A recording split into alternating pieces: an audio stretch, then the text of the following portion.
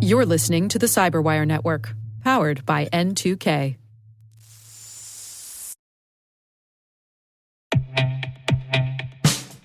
And now, a message from Cyberbit. Mastering cybersecurity is like mastering a sport.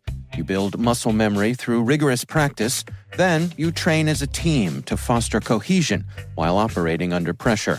Like athletes, cybersecurity professionals thrive on hands-on simulation. But traditional courses, certifications, and open-source labs won't build you a winning team. You need Cyberbit. Cyberbit offers a hyper-realistic simulation environment for your SOC, IR, and C-suite to refine your skills, all using the market-leading SIMs, EDRs, firewalls, and WAFs they use every day. Cyberbit is offering Cyberwire listeners a free live-fire exercise. Sign up your team now at cyberbit.com/cyberwire.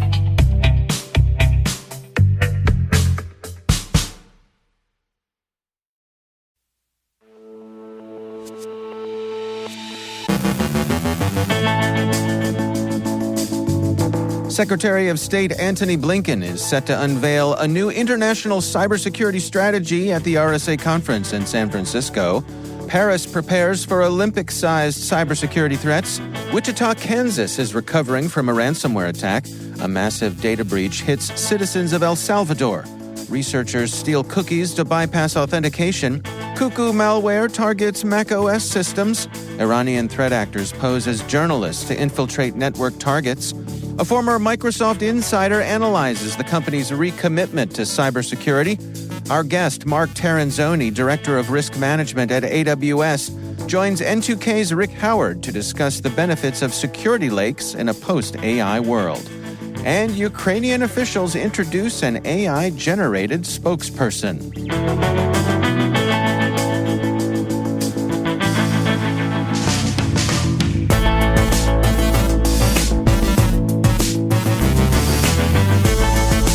It's Monday, May 6, 2024. I'm Dave Bickner, and this is your Cyberwire Intel Briefing.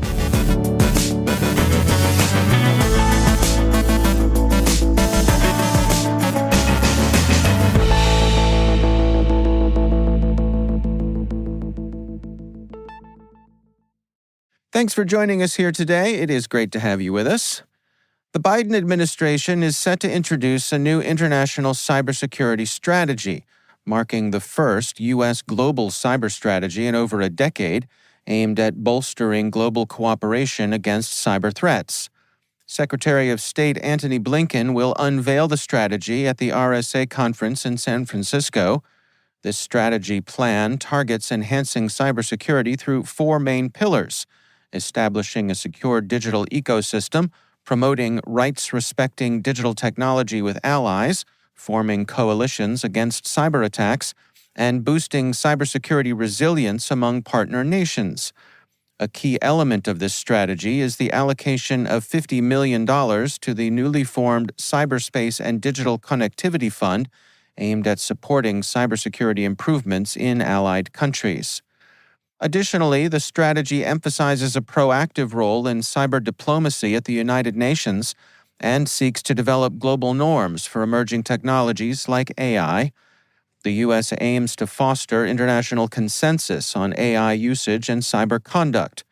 The strategy's implementation is considered urgent, with efforts intensifying in the months leading up to the November presidential election, reflecting the need for consistent U.S. leadership in global cybersecurity, irrespective of potential administration changes. It is RSA Conference Week in San Francisco, the cybersecurity industry's largest annual gathering. The show floor officially opens for a preview event this evening, and we've got N2K Cyberwire team members and partners we'll be checking in with throughout the week, so stay tuned for that. The Paris 2024 Olympics are preparing for an unprecedented cybersecurity challenge, expecting heightened threats from organized crime, activists, and state actors. The organizers, working closely with France's National Agency for Information Security and partners like Cisco and Eviden, aim to minimize the impacts of cyber attacks. Despite not being able to prevent all attacks, Efforts include employing ethical hackers to test security measures and utilizing artificial intelligence to prioritize threats. With a significantly higher number of cybersecurity events anticipated compared to the Tokyo 2021 Games, the preparation for Paris 2024 is extensive.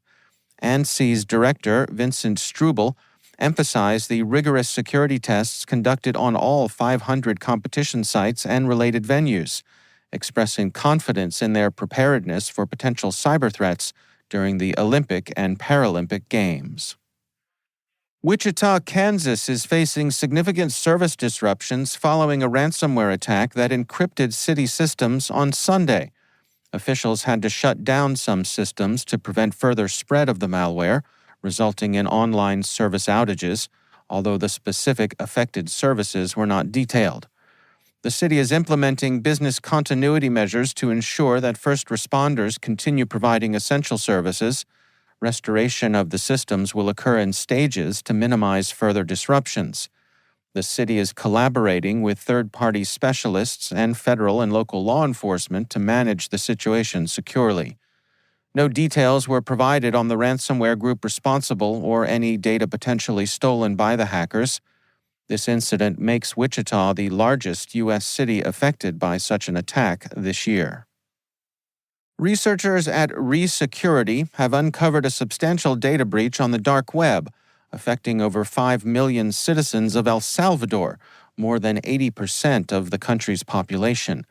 The breach was orchestrated by an entity known as Cyberintelligentsia SV and involved a 144-gigabyte data dump posted on breach forums. This leak includes highly sensitive personal information such as identification numbers, full names, birth dates, contact details, and high-definition photos linked to each individual's document identification number. This incident marks a significant compromise of biometric data, posing a serious risk of identity theft and fraud. The breach's scale and the inclusion of biometric data enable threat actors to create convincing deepfake identities, increasing the potential for widespread fraud in digital and financial services. Passwords and knowledge-based authentication continue to be security vulnerabilities, with nearly a third of breaches involving stolen credentials. Modern alternatives like FIDO2, using hardware-based cryptographic credentials, aim to enhance security by moving away from easily compromised passwords. Cyberscoop reports on a new study by Silverfort, which reveals potential weaknesses in these systems, particularly in session management post-authentication. FIDO2 and similar standards significantly reduce the risk of initial breaches, but can be circumvented via person-in-the-middle attacks that hijack session tokens. These tokens can be replicated and used without geographic or numerical restrictions, posing a significant threat even after successful authentication. The research underscores the need for enhanced protection of session tokens, possibly through token binding, which adds an additional security layer by binding the session token to the TLS handshake, thus limiting its use to the authenticated session. This technique is not yet widely adopted, with major browsers like Chrome and Firefox discontinuing or not supporting it. Cybersecurity researchers at Kanji have identified a new malware called Cuckoo targeting Apple macOS systems. It's designed as a universal Mach-O binary compatible with both Intel and ARM-based Macs and found on websites offering music ripping and MP3 conversion tools. Cuckoo establishes persistence via a launch agent and employs a locale check to avoid execution in Russia or Ukraine. It tricks users into providing system passwords through fake password prompts for escalated privileges and performs extensive data harvesting.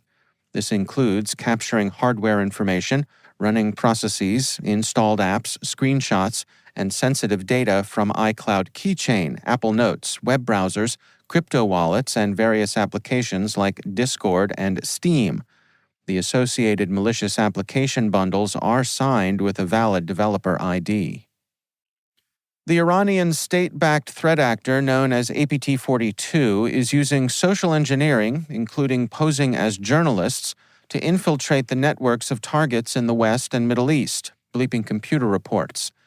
Active since 2015, APT-42, linked to Iran's Islamic Revolutionary Guard Corps intelligence organization, has targeted NGOs, media, academia, activists, and legal sectors across 14 countries.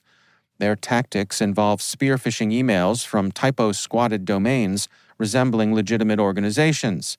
These emails, purporting to be from entities like The Washington Post or The Economist, eventually direct victims to phishing sites that capture credentials and multi-factor authentication tokens.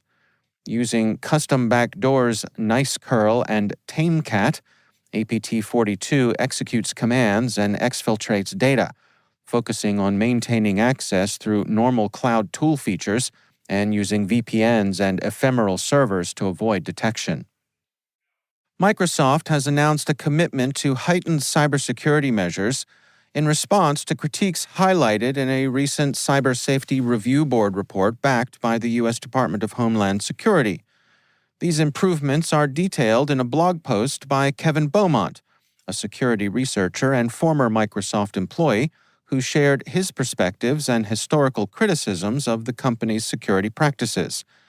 According to Beaumont, Microsoft is reprioritizing cybersecurity as its top concern, focusing on 6 strategic pillars designed to bolster protection across various facets of the organization. These pillars target the protection of identities, isolation of production systems, network security, engineering systems security, enhanced threat monitoring, and accelerated response to security incidents.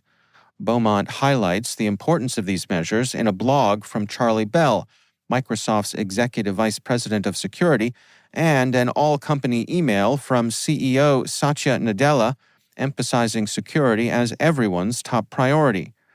Beaumont's detailed account sheds light on past security challenges within Microsoft and suggests that while the company has always employed some of the smartest security personnel, certain practices have normalized risky behavior. He notes Microsoft's unique position in impacting both individual users and global infrastructure, making their security measures critically important. Furthermore, Beaumont discusses new governance strategies being implemented at Microsoft to unify security practices across different business units.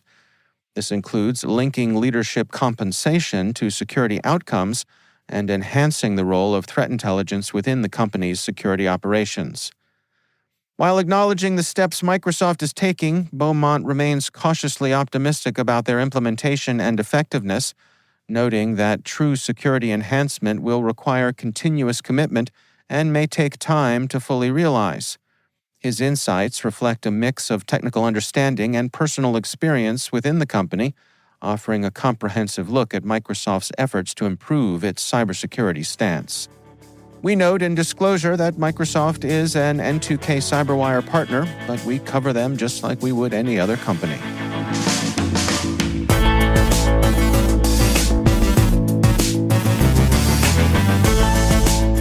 Coming up after the break, my N2K colleague Rick Howard speaks with our guest Mark Terenzoni, Director of Risk Management at AWS. Stay with us.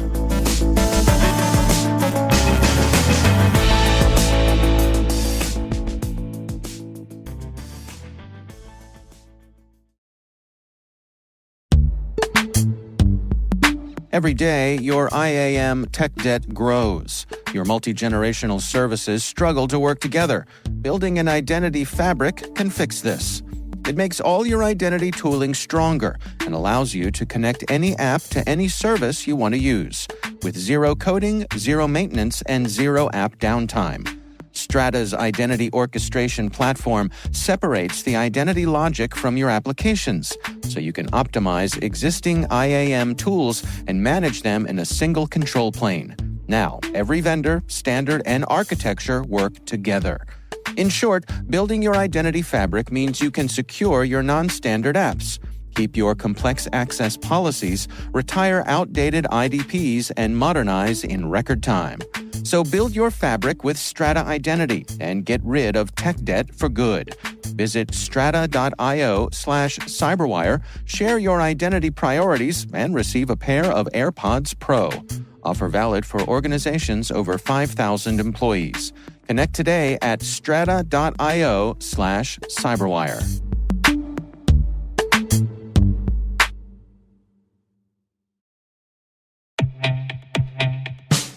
And now, a word from our sponsor, 6sense. 6sense provides award-winning cloud-based automated endpoint and vulnerability management solutions to streamline IT and security operations. With its advanced platform, businesses gain complete visibility and control over their infrastructure, reducing IT and security risks and optimizing operational efficiency. With 6sense, you'll get real-time alerts, risk-based vulnerability prioritization and remediations, and an intuitive automation and orchestration engine so you can focus on your core business goals, confident in the knowledge that your enterprise is secure, compliant, and running smoothly. To learn why enterprises choose 6sense, visit 6sense.com.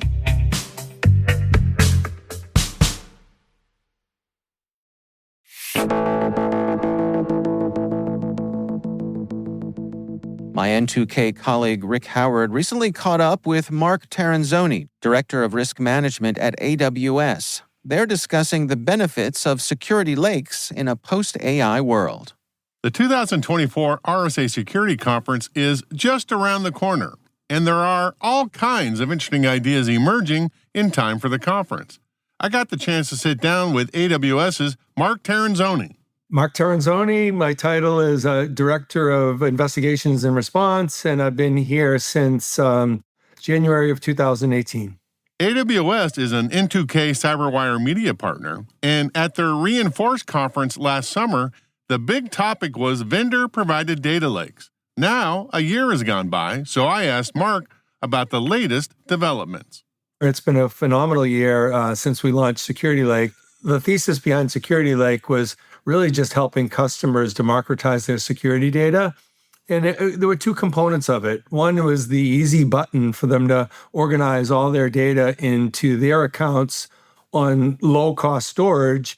And then the second one is normalizing it into a format that allowed us to have a common language across all security vendors and all types of data that customers would care about from a security event perspective. And that formation was Open Cybersecurity Schema format, or better known as OCSF. Both have been widely adopted in the first year. OCSF has somewhere around 700 individual contributors across a couple hundred organizations, which is much greater than what we thought and expected. So what problems are you trying to solve with the data lake? The idea of data lake's been around for a long time. We all assumed back in the day, this is 10 years ago, that we would just dump everything there, run some magic machine learning algorithms on it, and we would find all the bad guys. I don't think we're quite there yet. So, phase one, obviously get all your data that you care about into one place. That's sort of the easy part. And then what does it enable from a use case and workflow perspective? So we see three major areas that customers are mostly gravitating towards. Incident investigations, incident response to some extent, and proactive threat hunting are the main things that they want to do on top of this data. But it's a big data and analytic problem. We're taking the big data component off the table so customers and partners don't have to focus on that undifferentiated heavy lifting, and they can really focus on the analytic workflow outcomes that customers would care about. Now, what's really interesting is there's a couple of technology shifts that have started to happen that enable the data to be more approachable for customers. One is in the form of being able to direct query and have lightweight indexes on the data that is in the schema format. So you really don't have to, customers don't have to fully ingest all of this data into the tool they care about. And, in many cases, some of these logs are highly voluminous, and customers find that they have to query them, maybe 3, 5, 10 times a year. Well, if you have to pay for the ingest cycle and to pick a tool for the 3 to 5 times a year that you have to query it, it becomes really a cost-benefit analysis problem. But if you can, store that data at relatively low cost on top of S3 and direct query it and get reasonably quick responses, that changes the whole dynamics of that benefit. And then the second technology shift is, I mean, we would not have a podcast today without talking about generative AI and LLMs. Well, I was on my notes. It's by law in Virginia. We have to talk about it. So go ahead. Like everyone in security is probably a little skeptical, but I've been pleasantly surprised at some of the benefits we see and our customers are seeing from this with very little, little effort on their part. They're getting some reasonably incredible results. It's still early days, so I won't call it the panacea yet. But think about a scenario where you have all this data and, there's multiple sources a customer has. And one of the things I see happening is customers are using generative AI to translate natural language into complex queries on the back end. So I believe most analysts can ask a question in natural language around what they're looking for. Show me all the critical vulnerabilities across my estate that have, potential access to the internet. Well, that may involve 3 or 4 sources joining together and running a pretty complex query.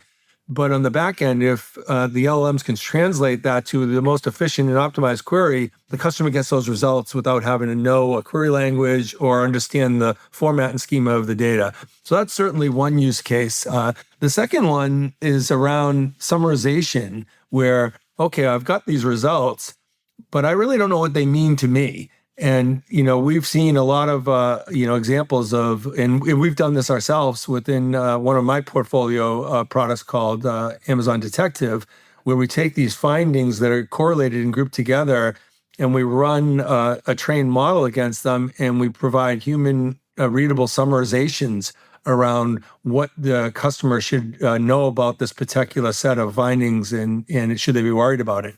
And then the third one is kind of getting more into the response side, where you can actually write the configuration changes or patch the OS level vulnerabilities and just reduce the friction customers have to reducing their risks in their estate. So it's, again, still early days, but these use cases are starting to come to fruition through the vendor community and through efforts of us and customers themselves.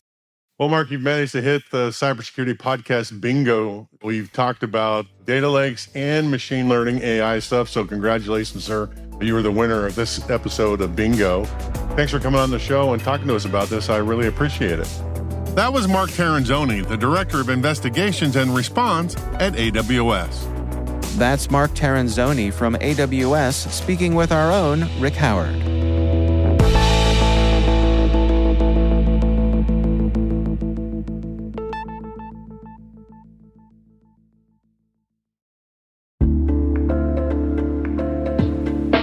Are lengthy security reviews pulling attention away from your security program?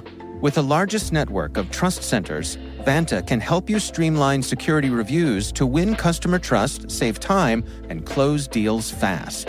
Proactively demonstrate security by showcasing key resources like your SOC 2 or ISO 27001, and provide real-time evidence for passing controls. And when a security questionnaire is required, Vanta takes the first pass for you. Visit vanta.com/cyber to take a self-serve tour. That's vanta.com/cyber.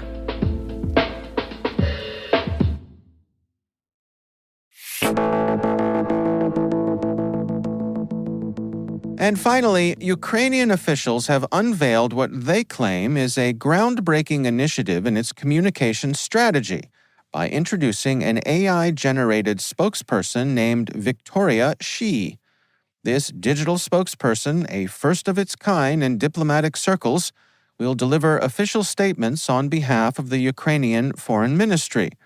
Although the AI will handle the presentation, the content of the statements will still be crafted and verified by human diplomats.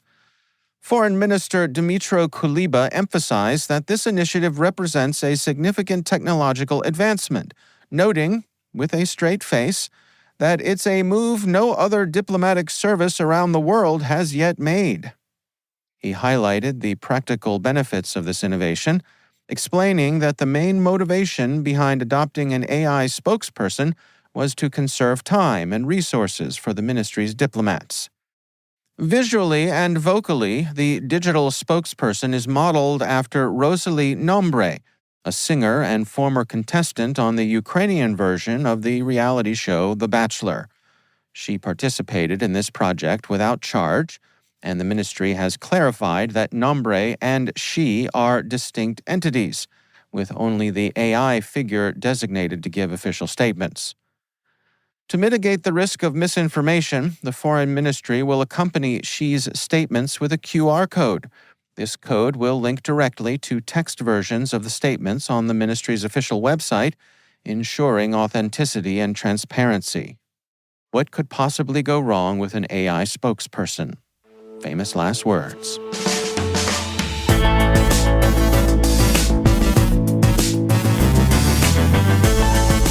And that's the Cyberwire. For links to all of today's stories, check out our daily briefing at thecyberwire.com. Don't forget to check out the Grumpy Old Geeks podcast, where I contribute to a regular segment on Jason and Brian's show every week. You can find Grumpy Old Geeks where all the fine podcasts are listed. We'd love to know what you think of this podcast. Your feedback ensures we deliver the insights that keep you a step ahead in the rapidly changing world of cybersecurity. If you like the show, please share a rating and review in your podcast app. Please also fill out the survey in the show notes or send an email to cyberwire@n2k.com. We're privileged that N2K Cyberwire is part of the daily routine of many of the most influential leaders and operators in the public and private sector, from the Fortune 500 to many of the world's preeminent intelligence and law enforcement agencies. N2K makes it easy for companies to optimize your biggest investment, your people. We make you smarter about your teams while making your teams smarter. Learn how at n2k.com. This episode was produced by Liz Stokes. Our mixer is Trey Hester, with original music and sound design by Elliot Peltzman. Our executive producer is Jennifer Iben. Our executive editor is Brandon Karpf. Simone Petrella is our president, Peter Kilpie is our publisher, and I'm Dave Bittner. Thanks for listening. We'll see you back here tomorrow.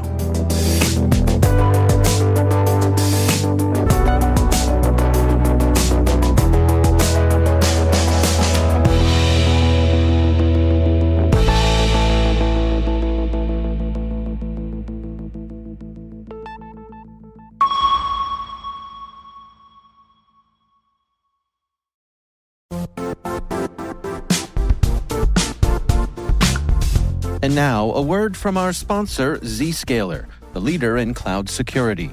Cyber attackers are using AI in creative ways to compromise users and breach organizations. In a security landscape where you must fight AI with AI, the best AI protection comes from having the best data. Zscaler has extended its zero-trust architecture with powerful AI engines that are trained and tuned by 500 trillion daily signals. Learn more about Zscaler Zero Trust Plus AI to prevent ransomware and AI attacks. Experience your world secured. Visit zscaler.com/zerotrustai.